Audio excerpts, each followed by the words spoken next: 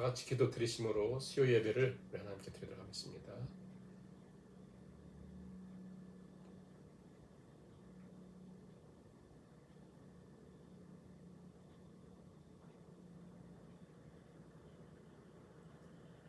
주를 두려워하는 자를 위하여 쌓아두신 은혜, 곧 죽게 피하는 자를 위하여 인생 앞에 베푸신 은혜가 어찌 그리 큰지요. 주께서 그들을 주의 은밀한 곳에 숨기사 사람의 꾀에서 벗어나게 하시고 비밀이 장막에 감추사 말 다툼에서 면하게 하시리이다. 너희 모든 성도들아 여호와를 사랑하라. 여호와께서 진실한 자를 보호하시고 교만하게 행하는 자에게 엄중히 갚으시느니라. 여호와를 바라는 너희들아 강하고 담대하라. 찬송가 303장 찬양을 드리시겠습니다. 303장입니다. 날 위하여 십자가에 중한 고통 받으사 대신 죽은 주 예수의 사랑하신 은혜여 보배로운 피를 흘려 영영 죽을 죄에서 구속함을 받은 우리 어찌 찬양 안 할까. 예수 안에 있는 우리 한량없이 즐겁고 주 성령의 위로함이 마음속에 차도다. 전구음악 소리 같은 은혜로운 그 말씀 끊임없이 듣는 우리 어찌 찬양 안 할까. 이 세상의 모진 풍파 쉬지 않고 불어도 주님 안에 보호받는 우리 마음 변하다. 늘 깨어서 기도하고 저 천국을 바라며 주님만을 기다리니 어찌 찬양 안 할까. 아멘. 428장 찬양을 드리시겠습니다. 내 영혼의 햇빛 비치니 428장입니다. 내 영혼의 햇빛 비치니 주 영광 찬란해. 이 세상 어떤 빛보다 이 빛 더 빛나네. 주의 영광 빛난 광채 내게 비춰 주시옵소서. 그 밝은 얼굴 배울 때 나의 영혼 기쁘다. 내 영혼에 노래 있으니 주 찬양합니다. 주 귀를 기울이시사 다 듣고 계시네. 주의 영광 빛난 광채 내게 비춰 주시옵소서. 그 밝은 얼굴 배울 때 나의 영혼 기쁘다. 내 영혼의 봄날 되어서 주 함께 하실 때 그 평화 내게 깃들고 주 은혜 꽃 피네. 주의 영광 빛난 광채 내게 비춰 주시옵소서. 그 밝은 얼굴 배울 때 나의 영혼 기쁘다. 내 영혼에 희락이 있고 큰 소망 넘치네. 주 예수 복을 주시고 또 내려주시네. 주의 영광 빛난 광채 내게 비춰 주시옵소서. 그 밝은 얼굴 배울 때 나의 영혼 기쁘다. 기도 드리시겠습니다. 사랑의 하나님, 오늘도 우리 하나님 아버지를 바라보며 예배하고 경배하고 찬양하게 하시니 감사드립니다. 하나님을 예배하는, 하나님을 찬양하는 모든 성도님들 심령마다 가정 속에 교회 가운데 이 시간 하나님 함께 해주시고 우리 안에 밝은 빛을 비추사 어둠과 혼돈과 공허가 물러가게 하시고 하나님의 참된 은혜와 긍휼과 위로가 넘치는 시간 되게 하여 주시옵소서. 하나님 말씀하실 때에 어둠이 물러가고 빛이 임하는 것처럼 오늘도 거룩하신 하나님께서 기록된 말씀을 통하여 우리를 찾아오시고 우리 심령 가운데 빛을 비춰주심으로 우리의 삶이 보이게 하시고 하나님을 바라보게 하사 우리를 하나님 붙들고 믿음의 복된 걸음을 걸어가는 저희들이 다 되게 하여 주시옵소서. 보이는 것이 또 어려운 환경이 우리를 좌절케 하고 낭망케 하고 무너뜨리는 것이 아니라 우리 안에 하나님을 향한 확신과 또 하나님의 빛이 비춰지지 않으므로 우리가 두려워하고 염려하고 있음을 깨닫고 이 시간도 예배를 드리며 하나님의 말씀을 붙들고 하나님의 그 빛 가운데 아름답게 복되게 걸어가는 우리 모든 성도님들 되게 하여 주옵소서. 오늘도 하나님께서 말씀으로 진리로 인도해 주시기를 간절히 바라오며 예수님의 이름으로 기도하옵나이다. 아멘. 하나님 말씀 고린도 후서 4장 1절에서 6절까지 말씀을 같이 봉독하시겠습니다. 고린도 후서 4장 1절에서 6절입니다. 그러므로 우리가 이 직분을 받아 긍휼하심을 입은 대로 낙심하지 아니하고 이에 숨은 부끄러움의 일을 버리고 속임을 행하지 아니하며 하나님의 말씀을 혼잡하게 하지 아니하고 오직 진리를 나타내므로 하나님 앞에서 각 사람의 양심에 대하여 스스로 추천하노라. 만일 우리의 복음이 가려졌으면 많은 자들에게 가려진 것이라. 그 중에 이 세상의 신을 믿지 않은 자들의 마음을 혼미하게 하여 그리스도의 영광의 복음의 광채가 비치지 못하게 하리니 그리스도는 하나님의 형상이니라. 우리는 우리를 전파하는 것이 아니라 오직 그리스도 예수의 주되신 것과 또 예수를 위하여 우리가 너희의 종된 것을 전파함이라. 어두운 데 빛이 비치라 말씀하셨던 그 하나님께서 예수 그리스도의 얼굴에 있는 하나님의 영광을 아는 빛을 우리 마음에 비추셨느니라. 아멘. 오늘 우리가 고린도서 4장 말씀을 우리 같이 상고할 때 하나님의 영광의 빛이 비치는 귀한 시간 될 수 있기를 간절히 바랍니다. 고린도후서에서 1장, 2장에서는 사도 바울이 고린도에 다시 가기로 했는데 가지 못했다. 그것 때문에 이제 고린도 교회에 있는 거짓 선생들과 여러 사람 동조한 사람들이 사도 바울을 계속해서 비난하는 것이죠.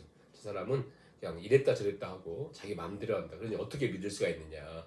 그래서 이제 그 부분에 대해서 그리스도께서 하나님 안에 이해하신 것처럼 나는 하나님의 말씀을 따라 순종하는 것인데 특히 가지 못했던 것은 여러분의 유익을 위한 것이다. 그리고 여러분을 사랑하는 마음으로 가지 않았다. 왜냐하면 한번 방문했다가 심하게 그 생채기를 서로 냈는데 다시 또 가게 됐을 때 문제가 되기 때문에 그 대신 세 번째 편지를 보내는 거죠. 1, 2장에서 말씀하고 3장에서는 또 이제 그 거짓 선생들과 여러 동조한 사람들이 사도 바울은 사도라고 할 수가 없다. 그런 추천서가 없다. 우리를 봐라 하면서 자기들이 예루살렘에서 왔다고 하고 예루살렘에서 온 유대인들 중심으로 우리는 예루살렘에서 왔고 추천서가 있고 우리 봐라 하면서 그들은 아주 무슨 말을 잘하고 그리고 또 외모도 번듯하고 고난도 없고 사도 바울을 봐라. 그가 어찌 사도냐. 그런 추천서도 없고 또 말도 그렇고 여러 가지 최고 고난 당하는 걸 봐라. 사도라고 할 수 없다. 그런 얘기를 한 거예요. 그래서 나는 추천서 없지만 여러분들이 바로 편지요 추천서다. 3장에 이렇게 한 다음에 이제 우리는 사도 바울이 이제 우리는 하나님의 일꾼으로 저들은 구약에 마치 의문으로 쓴 그 율법을 전하는 사람들이라면 우리는 그리스도의 새 일꾼이다. 새 일꾼. 그래서 3장 6절 말씀 보시면요. 3장 6절 보시면 6절에 그가 또한 우리를 새 언약의 일꾼 되게 만족하게 하셨으니 새 일꾼이다. 새 언약의 일꾼이에요. 새 언약의 일꾼. 그 부분을 오늘 4장에서도 1절 보세요. 그 일꾼. 그러므로 우리가 이 직분이 뭐예요? 새 언약의 일꾼이에요. 새 언약의 직분이에요. 이 직분을 받아 긍휼하심을 입은 대로 낙심치 않는다.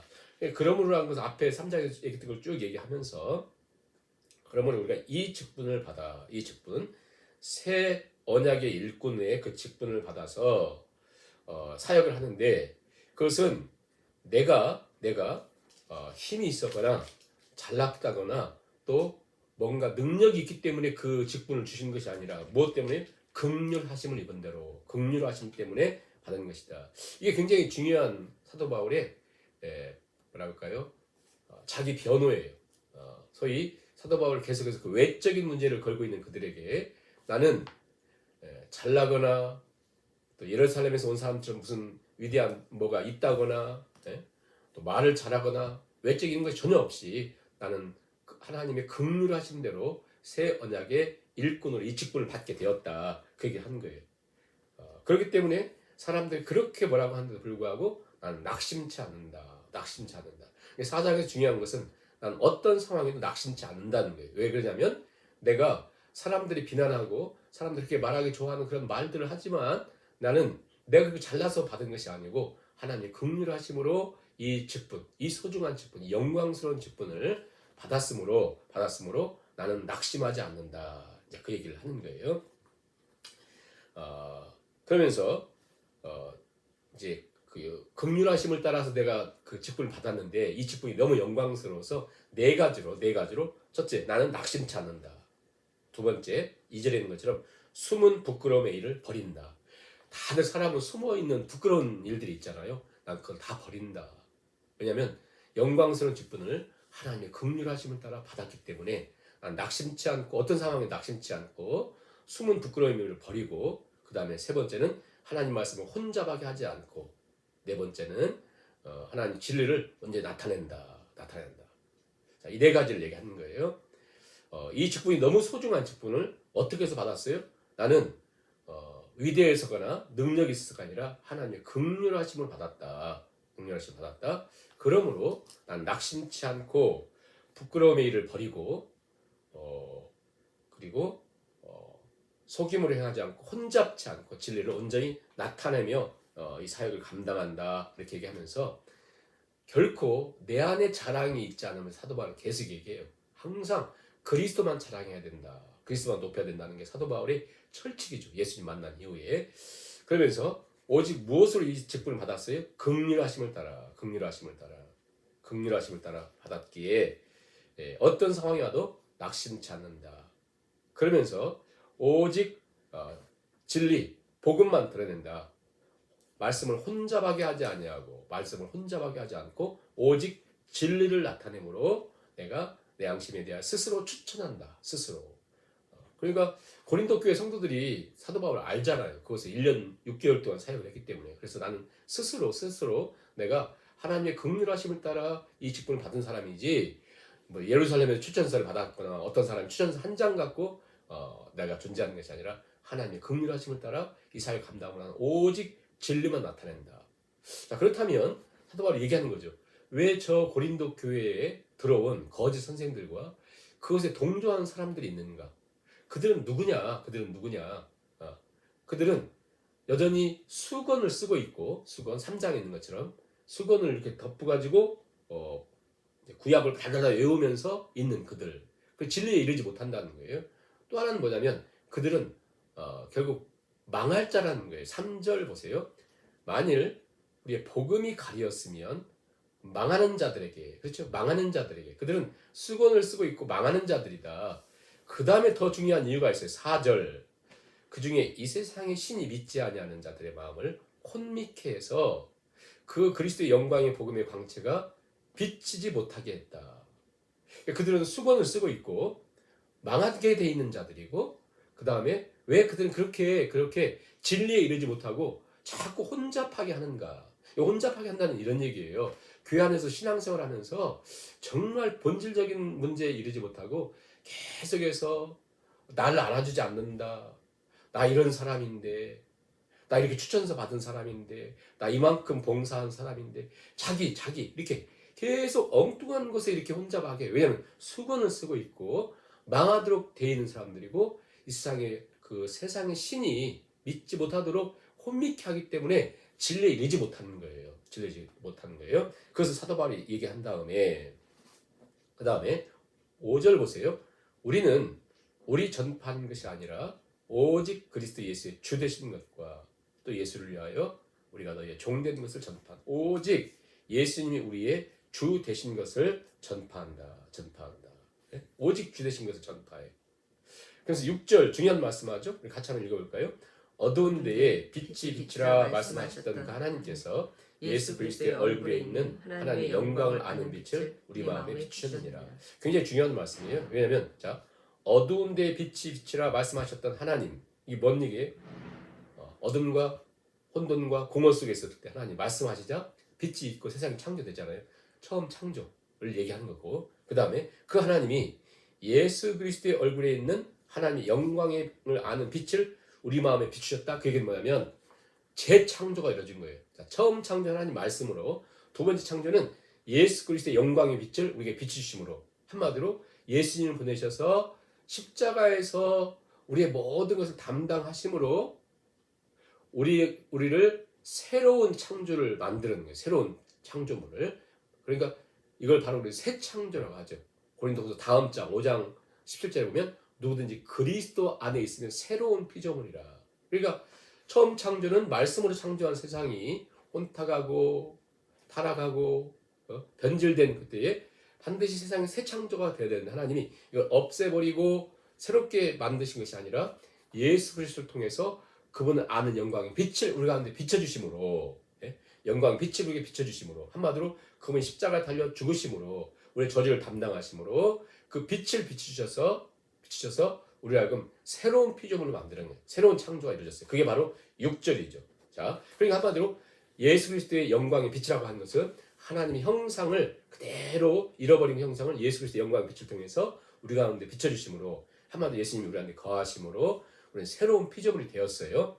그러므로 사도 바울이 얘기하는 거예요. 사도 바울 지금 외적인 거 자꾸 뭐라고 하는 사람들에게, 그래, 사도 바울도 자랑할 게 너무 많거든요. 정말 할 게 너무 많거든요. 그러나 그런 말 하나도 하지 않습니다. 자기가 손수건만 던져도 죽은 자도 살아나고 병든 자 일어나고 엄청난 역사가 일어나고 가는 곳마다 수많은 사람들이 돌아오는 일이 있었음에도 불구하고 근데 전혀 하지 않습니다. 그렇게 많은 역사들이 있었음에도 불구하고 우리는, 여러분과 저는, 누구든지 우리는 질그릇이다. 질그릇. 한마디로 가장 흔하고 깨지기 쉬운 질그릇이에요. 근데 이 질그릇이 왜 소중하냐면 우리 안에 보배 대신 영광의 빛 대신 그분이 계시기 때문에, 예수님 계시기 때문에. 그 7절이죠. 7절. 우리가 이 보배를 질그릇에 가졌으니, 그렇죠? 이 보배를 질그릇. 이 보배라고 하는 것이 앞에 말씀과 쭉 연계를 보면 한마디로 그리스도의 그 영광의 빛의 빛. 또 다른 말로 예수 그리스도, 그분이 우리 안에 계셔서 우리는 질그릇이에요. 심히 큰 능력이 우리에게 있지 않고 하나님께 있다. 굉장히 중요한 말씀이죠. 우리는 질그릇이에요. 근데 이 질그릇이고 아무런 가치 없는 질그릇인데 보배가 우리 안에 있다라고 하는 말씀은 구약적인 배경에 구약 성경에서 토기장이와 진흙, 이 진흙을 얘기할 때는, 질그릇을 얘기할 때는 항상 하나님 주권이 강조되거든요. 이사야서에 보면, 예레미야서에 보면 나와 있잖아요. 토기장이가 그 진흙을 마음껏 이렇게 하실 수 있는 것처럼 여기서도 마찬가지죠. 우리는 질그릇이에요. 그런데 토기장이신 하나님이 영광의 빛을 우리 가운데 비춰주셨어요. 자, 우리 안에 예를 들어서 빛이 있어요. 빛이. 근데 내가 질그릇을 딱 덮고 있습니다. 그럼 어떻게 해야 빛이 드러날까요? 이것은 깨져야 되는 거거든요. 질그릇이. 그래서 고난이 있는 거예요. 고난이. 이 질그릇이 잘 깨어질 때 빛이 드러나는데, 여러분 인류 역사상 가장 이 빛이 드러날 때가 언제예요? 초대교회. 가장 빛이 드러날 때가. 가장 빛이 안 드러날 때는 중세, 지금도 마찬가지. 빛이 안 드러나요. 왜냐하면 안 깨지거든요. 한마디로 초대교회를 생각해 보세요. 왜 그들은 영광의 빛이 그대로 예수님이 드러나게 됐냐면 다 보세요. 사도 바울도 이렇게 전하고 있는 사도 바울도 복음을 증거하다가 로마 감옥에 갇히게 되고 그곳에서 그는 로마 시민권이 있었기 때문에 십자가에 죽지 않고 그는 단도대에서 목이 잘라 죽였습니다. 그렇잖아요. 잘 알고 계시는 예수님의 수지자 사도 베드로는 말년에 로마에서 사역했다고 하는 이런 그 자료들이 있어요. 그래서 그곳에서 있다가 잘 아시는 것처럼 그 영화 코바디스 도미니, 그죠? 막 그 예수 믿는 사람들 막 핍박이 있어요. 네로 황제가. 그러니까 주위 있는 사람들이 베드로 사도에게 빨리 피신해야 됩니다. 그래서 이제 그 핍박이 있는 로마를 피신해서 나가려고 하는데 저기에서 어떤 분이 로마로 들어오는 거예요. 누군가 보니까 예수님이에요. 코바디스 도미니, 주여 어디로 가시느니까 난 네가 피하고 있는 핍박이 있는 곳으로 간다. 베드로가 내가 어떻게 예수님이 가시는데 내가 피할 수 있겠습니까? 하면서 그래서 가서 잡혀 죽죠. 죽는데 베드로는 로마 시민권이 없었기 때문에 십자가에 죽습니다. 그런데 전해지는 얘기하면 예수님이 십자가에 죽으시는데 어떻게 나 같은 것이 십자가에 죽을 수 있겠는가? 나를 거꾸로 달려서 죽게 해주세요. 그랬다고 하잖아요. 그러니까 초대교회의 가장 이 영광의 빛이 드러날 수 있었던 것은 뭐냐면 다 자기 깨어짐으로 영광의 빛이 드러났거든요. 그런데 요즘 복음은 변질되어서 또 고린도 교회에 들어온 거짓 선생들은 이 복음을 변질시켜서 왜? 망한 자들이기 때문에 수건이 덮여 있었기 때문에 이 세상 악한 신이 그들의 마음을 조장했기 때문에 영광의 진리에 이르지 못해서 자꾸 뭐라고 하냐면 보세요. 다 거짓된 복음은 여러분 질그릇이죠? 은그릇을 바뀌어야 됩니다. 금그릇을 바뀌어야 됩니다. 그래서 우리를 자꾸 치장한단 말이에요. 우리를. 그래서 내가 누구한테 조금 안 좋은 말만 들어도 옛날 교회 그만둔다. 신앙생활 그만둔다. 왜냐하면 다 자기만 치장하는 거거든요. 이건 기독교가 아닙니다. 이건 유사 기독교고 가짜 기독교거든요. 분명히 오늘 사도바울은 분명히 우리 선포하고 있습니다. 우리가 이 보배를 질그릇에 가졌으니 힘이 큰 능력은 우리에게 있는 것이 아니라 하나님께 있다. 하나님께 있다. 그러므로 우리는 어떤 상황이 와도 내 안에 영광의 빛, 보배가 있어서 내 질그릇인 내가 소중한 거예요. 이 보배 때문에. 내가 아니라. 그렇죠? 그러므로 이 보배를 가진 우리에게 보배가 드러나기 위해서 뭐가 와요? 수많은 환난 어려움이 온다는 거예요. 크리스천들에게. 그것을 8절 9절에 얘기하면서 그러나 절대 우리는 흔들리지 않는다. 왜? 무엇 때문에요? 우리가 깨어져도 그 어떤 어려움이 와도 내가 능력이 없는 게 아니라 내 안에 영광의 빛, 보배 되신 그분이 보배로 오기 때문에 그분이 드러나기 때문에 우리는 염려하지 않는다. 8절 9절 같이 읽어볼까요? 우리가 사방으로 우겨쌈을 당하여도 쌓이지 아니하며 답답한 일을 당하여도 낙심하지 아니하며 박해를 받아도 버림받지 아니하며 거꾸로 됨을 당하여도 망하지 아니하고. 그렇죠? 왜 그렇습니까? 10절에 있는 것처럼 항상 예수의 죽음을 몸에 짊어짐은 예수의 생명이 또한 우리 몸에 나타나게 함이라. 항상 우리는 죽음을 주로 싸우고 있다. 가지고 있다. 왜? 예수의 생명이 드러나기 때문에 라고 말씀합니다. 오직 능력의 힘이 큰 것이 하나님께 있고 나에게 있는 것이 아니라는 걸 철저하게 깨달았기 때문에 나의 가치는 질그릇에 있는 것이 아니죠. 오직 보배 되신 예수 그리스도 그분께 있기 때문에. 세상은 사람들은 질그릇에 신경을 쓰고 질그릇을 가꾸고 포장하려고 하고 그러다 보니까 보배의 빛을 비추지 못한다는 거예요. 그러나 우리는 사도 바울이 얘기하죠. 우리는 오직 그리스도 그분을 나타내면서 살기 때문에 사방에 우겨쌈을 당하여도 쌓이지 않고 답답한 일이라고 하는 건 뭐냐면요. 아무런 길이 없다. 빠져나갈 길이 없다. 길이 없어 도무지 죽을 것 같은 상황에도 우리는 전혀 흔들리지 않는다. 박해받아도 거꾸름을 당하여도 우리가 쓰러지거나 좌절하거나 망하지 않는 이유가 뭐라 그랬어요? 그 이유는 보배는 내가 아니기 때문에 내 안에 빛 대신 우리 주님이기 때문에 그렇다는 거예요. 근데 이게 복음 이 사도 바울의 교리만 아니라 창세기부터 쭉 나온 그런 얘기거든요. 항상 믿음의 사람들에게는 그렇게 사방을 오르게 싸움을 당하고 길이 없는 길들이 계속 있었잖아요. 주일날 보신 것처럼 출애굽을 해가지고 이젠 살겠다 해서 나왔는데 홍해가 가로막고 뒤에는 애국 군대가 쳐들어오고 그러니까 다 뭡니까? 우리 망했네, 죽었네. 왜 우리를 여기 데려왔냐? 하나님께서 길을 여시죠. 살았습니다. 찬양하고 뭐 했던 사람들이 또 광야가 나오니까 먹을 것이 없으니까 왜 우리 여기까지 데려왔냐, 우리 죽이려고 데려왔냐, 저기 애굽에는 뭐 부추도 먹고 파도 먹고 마늘도 먹고 뭐도 있고 막 했는데 하면서 막 원망을 불평하고 죽이려고 했냐 막 그러잖아요. 하나님이 만나 배출할 먹입니다. 또 물이 없다고 또 원망하죠. 하나님 바지에 물을 주십니다. 또 그들을 가나안 땅에 들여보내기 위해서 12 정탐꾼을 보냈더니 10명이 와가지고 우린 죽었네, 우리 메뚜기네, 뭐 그러니까 막 거기 이스라엘 사람들 동조하면 다 밤새 울고 죽고 막 죽겠다고 하고 그러잖아요. 그러나 여호수아와 갈렙만 하나님께서 저들을 우리가 붙였습니다 얘기하잖아요. 그러니까 하나님께 능력이 있고 길이 있는 것이지 우리가 아니라는 것을 계속 말씀하면서 우리는 죽었네, 끝났네, 그럴 수밖에 없는 상황들이 있을 수 있다는 거예요. 그러나 그러면서 우리의 겉사람은 후패해지지만 우리의 속사람이 나중에 나오는 것처럼 강건해지는 것처럼 우리 안에 보배이신 그분이 드러나야 되는 것처럼 그렇기 때문에 아무리 사방에 우겨싸움을 당해도 우리는 낭망치 않는다 그렇게 말씀합니다. 바울은 고난의 유익에 대해서 잘 알고 있었습니다. 아무리 사방으로 우겨싸움을 당하여도 답답한 일을 당하여도 슬퍼하거나 낙심하거나 불평하지 않는다. 왜? 여기에 하나님의 지혜와 하나님의 능력이 있기 때문에 하나님 무능력해가지고 그렇게 제자들이 순환당하면서 예수 믿는 사람들 그렇게 핍박당하는데 하나님이 뒷짐지고 있었던 것이 아니죠. 그 안에 진정한 하나님의 지혜가 있었기 때문이에요. 근데 우리는 그걸 모르기 때문에 자꾸 눈에 보이는 것만 거짓 선생님들 봐보세요. 저 예루살렘에서 번듯하게 추천서 천거서 가져왔죠. 외모지를 반듯하죠. 핍박을 받지 않으니까 고난도 없죠. 설교는 막 웅변수를 뛰어나서 너무너무 잘하죠. 저들에게는 아무런 어려움도 없죠. 반대로 보세요. 예수님도 그렇죠. 사도 바울도 제자들도 보세요. 그냥 뭐 막 그 갈라디아서 3장에 보면 사도 바울 그 얘기예요. 갈라디아 교인들도 혹해서 한번 넘어갔거든요.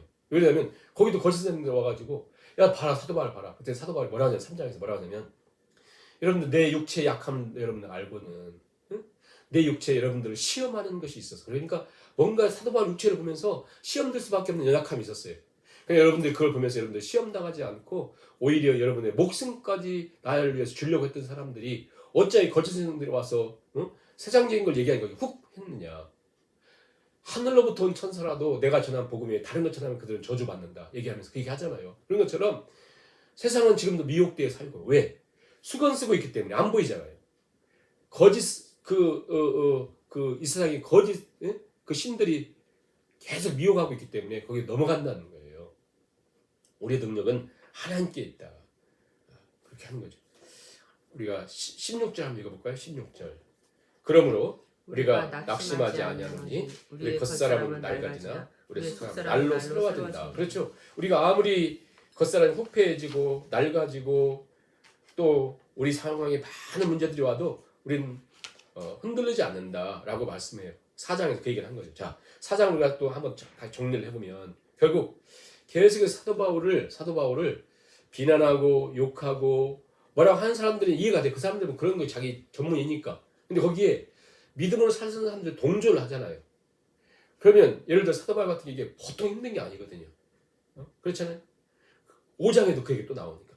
근데 그런 상황 속에 사도 바울이 지금 무엇을 얘기하냐면 우리는 내가 뭐 잘난 사람이 아니고 사도 바울도 보통 얘기하면 잘난 게 많거든요. 내가 다 배설물을 여겼기 때문에 정말 큰 배설물을 여겼기 때문에 나는 잘난 게 아무것도 없습니다. 내가 잘난 것을 여러분께 나간 것이 아니라 내가 잘나서 이 직분을 받은 것이 아니라 이 영광스러운 직분을 받은 것이 아니라 하나님이 긍휼하심을 받았습니다. 그렇잖아요. 그래서 그 긍휼하심을 받았고 살았기 때문에 나는 낙심하지 않습니다. 낙심하지 않는 거예요. 뭐라고 해도 1절에 얘기하죠. 그러면 우리가 이 직분을 받아 긍휼하심을 입은 대로 낙심치 않는다 얘기하죠. 그 다음에 또 낙심치 않는다는 말을 8절 보세요. 우리가 사방으로 우겨쌈을 당하여도 쌓이지 않고 답답한 일을 당하여도 낙심치 않아요. 왜 낙심치 않는다 그랬어요? 상황이 좋기 때문에 낙심치 않은 게 아니에요. 일이 다 잘 안 되고 사방을 우겨쌈을 당하고 길이 하나도 보이지 않아도 낙심치 않는데요. 왜냐하면 우리의 겉사람, 우리의 이 질그릇은 깨어져야 되기 때문에 우리 안에 보배가 있기 때문에 낙심치 않는다고 얘기하거든요. 그 다음에 16절, 그러니까 처음, 중간, 마지막에 또 얘기하거든요. 마지막 16절에 그러므로 우리가 낙심치 아니에요. 겉사람은 낡아지나 우리 속사람이 새로워지기 때문에 낙심치 않아요. 자, 그게 첫 번째 이유고 두 번째 낙심치 않는 이유가 뭐냐면 17절 우리 잠시 받는 환란이 있어요. 환란. 근데 이것은 잠시라는 거예요. 즉이 그 영원한 영광에 중한 것이 있기 때문에 낙심치 않아요. 환란이 있지만 낙심치 않아요. 겉살 낡아지지만 억심치 않아요. 그 다음에 18절 보세요. 마지막 절. 우리가 주목하는 것은 보이는 것이 아니요 보이지 않는 것이니 보이는 것은 잠깐요 보이지 않는 것이 영원하며. 그러니까 보이지 않는 것이 영원한 것이 있기 때문에 지금 보이는 것이 실망스럽게 하고 보이는 것이 아무것도 일이 되는 것 같지 않아도 우리는 보이는 것대로 살지 않기 때문에 낙심치 않는다는 거예요. 한마디로. 낙심치 않는다는 거예요. 왜? 왜 그렇습니까? 그것은 나는 나를 그 의지하면서 사는 존재가 아니기 때문에 그렇거든요. 사단이 마귀가 하는 두 가지 공격이 있어요. 두 가지 공격. 하나는 여러분 기억하세요? 자꾸 우리를 띄워가지고 교만하게 해서 망하게 하는 것이고, 두 번째는 자꾸 우리를 하여금 낙심의 영으로 여러 사람들이 자꾸 힘들게 하고 상황들이 힘들게 하고 가까운 사람들 자꾸 흔들어가지고 낙심케 해가지고 우리 망하게 하는 거거든요. 그게 사단이 하는 거예요. 사도 바울은 이것을 정확히 깨닫고 우리에게 얘기합니다. 전파는 거예요. 나는 낙심치 않습니다. 누가 뭐라고 낙심치 않습니다. 왜? 나는 사람들의 청거를 따라서 사는 존재가 아니기 때문에 하나님 긍휼하심을 입은 존재이기 때문에 난 낙심치 않습니다. 그리고 난 낙심치 않습니다. 사방을 우겨싸움을 당하고 답답한 일 길이 하나도 보이지 않아도 낙심치 않습니다. 왜? 내 보배는 내가 아니고 내 안에 있는 영광이 빛대신 주님이기 때문에. 그래서 내가 깨어지면 깨어질수록 우리 주님이 드러나기 때문에. 이게 사도 바울, 다윗이 우리가 시편 계속 묵상했던 것처럼 다윗이 한 고백 아니겠어요. 우리가 환난 중에 죽게 피함으로 우리 하나님을 의지함으로 죽게 피하는 자를 위하여 예비하신 놀라운 쌓아두신 은혜, 비밀의 은혜, 그게 바로 영광의 빛이죠. 우리 신약적으로 얘기하는 영광의 빛이기 때문에 난 낙심치 않습니다. 그 다음에 마지막 16절에서 난 왜 낙심치 않아요? 겉사람이 낡아지고 환난을 당하고 힘들어도 왜 낙심치 않는데요? 우리의 속사람이 날마다 강해지고, 그 다음에 왜 낙심치 않아요? 환난이 있지만 이 환난을 믿음으로 겪을 때에 영원한 이 영광의 그 하나님 예배하신 영광은 영원하기 때문에 우리가 60년, 70년 아무리 환난을 받아도 영원한 영광이 있기 때문에 괜찮다. 그리고 보이는 것이 환난처럼 보여도 보이지 않는 영원한 약속이 있기 때문에 난 낙심치 않는다. 그러니까 한마디로 믿음으로 본다는 거, 믿음으로 산다는 거. 그게 바로 5장에서 바로 말씀하는 거거든요. 우리는 믿음으로 살아간다. 믿음으로. 저와 우리 성도님들이 이 땅을 사는 동안 믿음으로 어떤 어린이 와도 그걸 통해서 결국 하나님께서 선을 이루기 때문에 믿음으로, 우리 믿음으로 살아가고 늘 생각하고 믿음으로 걸어가는 저와 성도님 될 수 있기를 간절히 바라는, 믿음으로 삶을 해석하자. 믿음으로 삶을 해석하자. 우리 그 말씀을 가지고 3, 4분 기도하시고 주기도문으로 수요예배를 마치도록 하겠습니다.